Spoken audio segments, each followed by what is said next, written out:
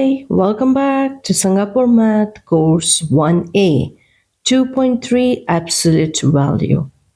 Before we start with the independent practice, let me check whether you watched the content video or not. You did?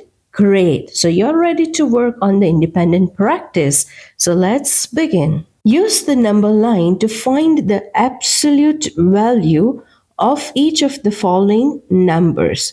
Now, you know how to find absolute value, right? You know absolute value is the distance from 0. So, irrespective of whether the number line is given to you or not, you can still find out the absolute values, right? Because in the absolute value, we just write the number, take off the negative sign or whatever sign it is. If it's positive, it's okay. If it's negative, we take it out, right? And we always write in this format. Now, this is already given in the question.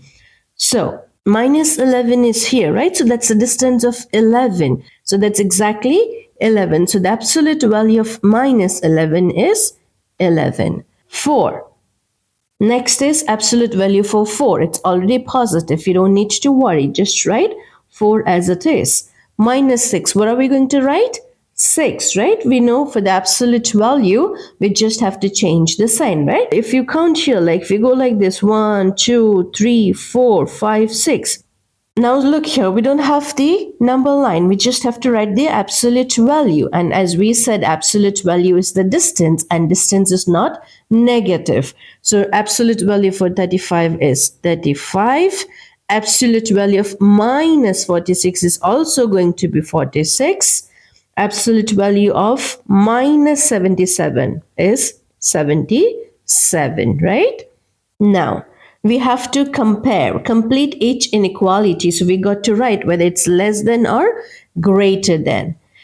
Now here, we need to be careful because we are given absolute values, not its normal value. Like minus 26 in this case, we are not going to treat as minus 26, right?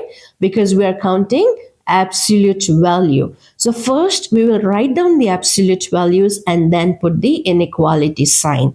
So minus 26 becomes 26, 30 will be 30, right? So what inequality? So 26 is less than 30. Okay, even if we had not taken absolute value, this would still be true, right? Because minus is always smaller than a positive number. Now here we say absolute value of 92 is 92 and for 114 it is 114, right? So negative signs are out as its absolute value. Now where do we put the sign? 92 is less than 114. Imagine if we had not done absolute value, this would be minus 92 and that would be minus 114, right? In that case, 92 would be bigger here. Negative sign with the smaller value is actually larger than the larger value with the negative sign. Okay, so smaller value with the negative sign is larger than the larger value with the negative sign. So this is how it would work if it was not absolute. But since we are doing absolute, we don't need this. You understand the difference now, how absolute value impacts? Okay, because it's just the distance, right? Now here we have 511 and that's 500. So of course this. Then 707 and this is going to be 628. So 707 is bigger, right? Again, here we can say that if it was not absolute value, remember, I'm just doing this extra as an information, okay? So don't get confused. So this would be minus 707 and that would be minus 628. And in that case, it would be this way. Okay, so absolute value makes the difference because it's just the distance. So we are not going to consider this now because we are doing absolute values in this chapter. With that, 10 questions are already done. Wow. Question 11. Two numbers have an absolute value of 16. Which of the two numbers is greater than 12? Now, which two numbers will have absolute value of 16? You know that, right? So if I write like this, the absolute value is 16 for this. And if I write like this, the absolute value is still 16, right? So no matter whether it's plus or minus 16, the absolute value of both of them will be 16. So that's what it's saying, two numbers, right? So we have these two numbers and the absolute value of 16 is already here. Now it says, which of the two numbers is greater than 12? So which one is greater, this or this? This is not, right? Because that's minus 16. Of course, the absolute value is 16, but the number is minus 16. So our answer is this. So this has the greater value than 12. So it is plus 16 and not minus 16. Okay? If the question was two numbers have the absolute value of, say, for example, 20, it would be 20 and minus 20, right? Because they will only have the absolute value of 20. No other numbers will have it. And if it's greater than a positive number, it has to be a positive one. Okay? And imagine if they had said that it is lesser than 12 in this case, lesser than 12, then this would be our answer, this here, because it is lesser, right? So minus 16 is less than 12. So try to understand. As we solve, I'm trying to give you some extra information, some knowledge, so that if questions are tweaked and twisted and you have some different set of questions on your test, you will be able to do it right. Next one. Emmy graphed a point to represent the absolute value of a number on a number line. Okay, so it's the absolute value.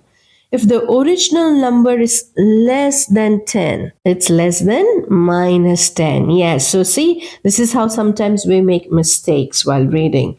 So if the original number is less than minus 10, describe all the possible values for the point Emmy graphed on the number line.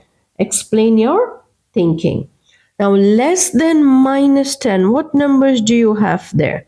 Less than minus 10. So it says the original value, original. Okay, less than 10. Is minus 9 less than 10? No, it is not. Minus 9 is more. Remember I said here, in this question, I said that larger numbers with negative sign are smaller than the smaller numbers with the negative sign. So in minus 9 is not less than minus 10. It is more than. So we have to go the other side, right? So it's minus 11, minus 12, minus 13, and so on and so forth. The list goes on. So if these are the numbers, so what numbers Emmy could graph? It could be 11, it could be 12, it could be 13, right? Because she is graphing the absolute value. She's not putting the original value. So understand the question well. She's putting absolute value. So her numbers are going to be positive numbers, right? And the original number is negative because it's less than minus 10. So we started listing the numbers here, right? It could go on like this because they all are less than 10. Ready for the next one? The table shows a monthly bank account statement for the period March to July. So you can see March, April, May, June, July, right? For which months was the account overdrawn? Overdrawn meaning what? When you have money in the bank, you can withdraw. If you have $1,000, you go up to $1,000, you're withdrawing your own money. But the moment you withdraw more than 1,000, even if it's 1,001, you have overdrawn. Okay, so you overdrawing meaning you withdraw money more than what you have in your account. So that is important for you to understand. So for which months was the account overdrawn? So which means you will have negative balance over there because you took out more money than you had in your account. So we can see that this is negative, this is negative, and this is negative, right? So for which months? So which are the months? It's March, April, and July. So these are the 3 months for which the account was overdrawn. Okay, overdrawn means you will have negative balance because you're taking out more money than you have in your account. How much was the bank owed in March? So in March, what's the amount here? You have minus $450, right? So it is overdrawn by $450. So how much was the bank owed in March? So what are we going to say? We have to take the absolute value of this. So we say $450 is what is owed to bank in March, right? Because we have to do absolute values over here. I've taken out extra 450, which means I have to give that $450 back, right? So that's what I owe to the bank. Okay? Next one. In which month was the account overdrawn by the greatest number? Now you have the 3 months here, right? You have March, April, and July for which you have overdrawn. Now let's see for March, how much do we have? Minus 450. For April, we have minus 180. And for July, we have minus 240. Now, if you compare them, if you say the greatest, then this is the greatest number, right? But we are talking here in terms of where you had maximum overdrawing. So we have to use absolute values, okay? For which month you need to pay back more. So we are going to do the absolute values now and not just the number as it is. So this will not be our answer. So which one? It's going to be this one, right? Because the value for that is 450. The value for this is 180 and this one is 240. So in which month was the account overdrawn by the greatest number? It was in March, right? And by how much? They've not asked, but we can write it $450. In which month was the account overdrawn by the least number? Least. So from this, which is the least number? It's 180, right? So and that's April. So for the month of April, it is least. And how much is it? $180. And it's done. So you need to know your basic concepts. You are using absolute values over here. So use that, and this kind of questions is where you have to be careful because you know negative number how it works. You might end up actually having reverse answers here, okay? So be careful. Here comes the next one. The table shows some locations with their elevations, okay? Which location is the closest to sea level? If you have a number line like this is where your zero is, right? So without considering the actual units, let's just put these numbers in the order, okay? So first one, we will have this, right? So that's this one here. Then which comes next? We will have the next one would be this. So let's just put it here in the order, okay? We are not writing the values because we are connecting it with the table. And then the next would be this. So that goes somewhere here. And then finally we have this. So that would go somewhere here. Okay, so that's just for us to have that visual representation. So then you don't have to sit and calculate the absolute values. We know the order now, right? Which location is the closest to sea level? So this is your sea level, right? So which one is closest? This one. So that means it is this. So it is Laguna Salada. Okay, so visual representation makes it faster, right? Then it says, which locations are within 200 feet of sea level? Within 200. Let's look at the numbers. This one is yes, less than 200, right? This one is also less than 200. This 2 and this is 223. So of course this is not going to be the answer. So which locations?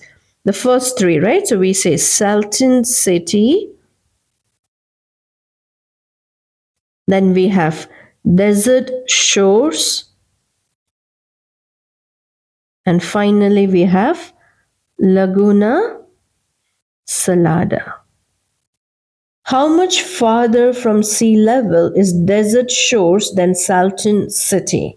Okay, so it's basically comparing two, right? So Desert Shores, where is it? It's this one here. So for desert, it is 196.9. Now I don't need to consider my negative signs, right? Because I'm going to take absolute value. So let me just put it like this. And Salton City is how much this here? So that's minus 124.7. How much farther from sea level is Desert Shores than Salton City? So what do we do? From zero, right? From zero, Desert Shores is 196.9, whereas Salton City is 124.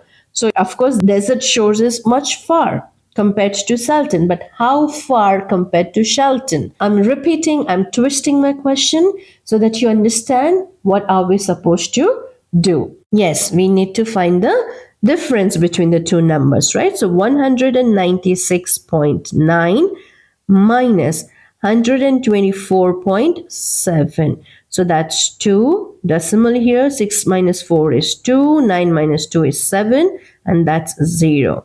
So how much farther it is? It's 72.2 feet, right? Because units are very important. Part D. Write the locations in order from the location that is farthest from sea level to the location that is closest. Now, this number line tells me, right, from farthest to the closest. So, this one is the farthest, and that connects here. So, that's Bombay Beach. Then we have this arrow here, the green one. It comes to Desert Shores. After that, we have this blue, which comes here, which is Salton City. And after that, we have this red one here, which comes to Laguna Salada. So it is all here. So when I put them on the number line, it was much easier for me to answer these questions, right? So this is done. It's easy question. It's just one table and you're answering 4 questions. And let's go to the last one. The table shows the average surface temperature of some planets. Okay, so we have 4 planets here and the average surface temperature. Which planet has the highest average surface temperature? Now here we'll have to consider numbers as it is because negative will remain negative, right? So we have to have the highest surface temperature. So the only positive number is this, Earth. So Earth has the highest surface temperature. Which planet has the lowest average surface temperature? Lowest. So we have to compare these 3 numbers. And remember, lowest would be the bigger number with negative, right? So negative numbers, you got to be careful. So that's going to be Uranus. And then on Earth, the boiling temperature of water at sea level is 100 degrees Celsius. Which planet has an average surface temperature that is closest to this temperature? So if you put this on the number line like this, so if 100 is here, of these 3 numbers, which one will come first? We will have this here, right? And then we will have this coming here, and then we have this coming here, right? Because that's how the negative numbers are going to work. Okay, so based on this, which planet has an average surface temperature that is closest to this temperature? So it is, of course, this line, and that's Mars. Order the temperatures from lowest to highest. Now we already have 3 here. We just need to put Earth on this number line. So Earth is going to be somewhere here, right? 14. They're not exactly done, okay? I haven't taken exact unit. It's just ordering them. So my answer for this is going to be order them from lowest. So lowest is going to be which one? This purple here, right? So that's Uranus. Then this green goes to Saturn. Then we have this red, which is Mars. And finally, our dear Earth is here. And it's done. So again, this question and this question, it was more about putting them on the number line, create that visual and answer your questions. And it goes really fast. So this is where we end. And 15 questions were done so quickly, right? So maths is really easy and it's fun. After this, we have a review of the chapter. But before that, I suggest you revise everything, watch content videos again, and watch this independent practice again if need be so that you're thorough with everything and ready to rock with me with the review. Until then, goodbye.